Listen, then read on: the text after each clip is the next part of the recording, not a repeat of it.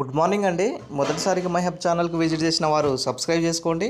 కావాల్సిన ఇన్ఫర్మేషన్ కోసం కామెంట్లో తెలియపరచండి. అదేవిధంగా వీడియో నచ్చినట్లయితే లైక్ చేయండి అండ్ షేర్ చేయండి సార్. సో ఈరోజు గ్రూప్ 1 సంబంధించినటువంటి మరో కేసు అయితే వేయడం జరిగింది. సో ఆ కేసు కనుక చూసుకున్నట్లయితే మనకి ఇక్కడ చూడొచ్చు సార్. కేసులోని అంశాలు కనుక చూసుకున్నట్లయితే పారా నెంబర్ 15.2 ఏదైతే పేరా నెంబర్ 15.2 ఉన్నదో సో దాని ప్రకారము నోటిఫికేషన్లో ఇచ్చినటువంటి మార్క్స్ ఏదైతే ఉన్నాయో సో అది అనౌన్స్ చేయాలి. అట్లా చేయకపోవడం అనేది అది చట్ట విరుద్ధము. సో వెంటనే అందరి మార్క్స్ ఒకరిని ఒకరు చూసుకునే విధంగా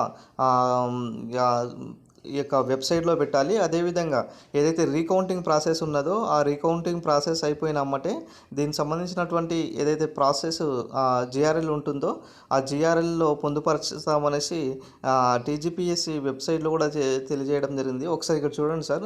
once the period of recounting request is over after resolving such a request final GRL would be published based the GRL the required number of candidates would be picked up for the certificate verification. Such candidate would be the informed individually and also to TGPSC website. అంటే ఏంటిది అంటే ఎవరైతే ఏదైతే మనకు recounting process అయిపోతుందో వాళ్ళ యొక్క మార్క్స్ను మళ్ళీ జిఆర్ఎల్ అందరికీ జిఆర్ఎల్ అనౌన్స్ చేస్తారు. తర్వాత సర్టిఫికేట్ వెరిఫికేషన్ ఉంటుందనేసి ఇక్కడ ఇవ్వడం జరిగింది. సో దానిపైనే ఈరోజు కేసు వేయడం జరిగిందండి. సో ఇక్కడ పారా 15.2 ఏదైతే ఉన్నదో దానిపైన ఈరోజు కేసు వేయడం జరిగింది. సో అట్లా బహిరంగ ప్రకటించడం లేదు. సో అది చట్ట విరుద్ధము. వెంటనే అట్లా ప్రవేశపెట్టండి ఏదైతే వాళ్ళు అనౌన్స్ చేశారు వెబ్ నోట్లో. సో ఆ విధంగానే మనకు నోటిఫికేషన్లు ఇచ్చినట్టుగా అందరి మార్క్స్ అనౌన్స్ చేయాలనేసి అట్లా చేయకపోవడం అది చాలా విరుద్ధం అనేసి అని చెప్పి ఈరోజు కేసు అయితే వేయడం జరిగిందండి. సో ఇవాళ item number 9 and court number 35కి ఈరోజు హియరింగ్కి రాబోతుందండి. దీనికి సంబంధించినటువంటి హియరింగ్ అనేది వచ్చినమ్మటే నేను ఇక్కడ చూడొచ్చు. ఇక్కడ 25th డే ఆఫ్ మార్చ్న ఇవ్వడం జరిగింది. సో దీనికి సంబంధించినటువంటి ఏదైతే ప్రాసెస్ అంటే హియరింగ్ అయిన తర్వాత సో వాదనలు ఏ విధంగా జరిగినాయి ఇరువురి మధ్యలో సంబంధించినటువంటి అప్డేట్ నేను మధ్యాహ్నం కల్లా ఇస్తానండి.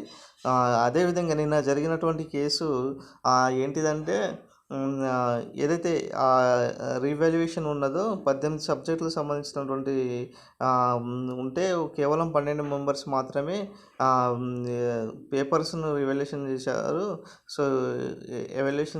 సో మిగతా వాళ్ళను కాంప్రమైజ్ అయ్యారు. సో అట్లా చేయడం చట్టవిరుద్ధం అని చెప్పి నిన్న గ్రూప్ 1 కేసు అది నిన్న ఒకటి వేయడం జరిగిందండి. సో ఆ కేసు వేరు, ఇప్పుడు ఈ కేసు కూడా వేరనమాట. సో మొత్తానికైతే గ్రూప్ 1 మీద 2 కేసులు అయితే వేయడం జరిగింది. సో వాస్తవానికైతే ఇక్కడ కమిషన్ వెబ్ నోట్లో కనుక చూసుకున్నట్లయితే ఏదైతే రీకౌంటింగ్ ప్రాసెస్ అయిపోయిన తర్వాత జిఆర్ఎల్ ప్రకటిస్తామన్నారు.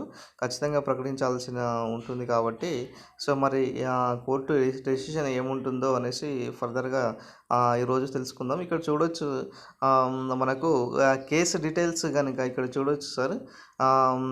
ఇక్కడ కేసు ఫిల్లింగ్ చేసింది మాత్రం 24, లిస్టింగ్ డేట్స్ మాత్రం 25 అండి.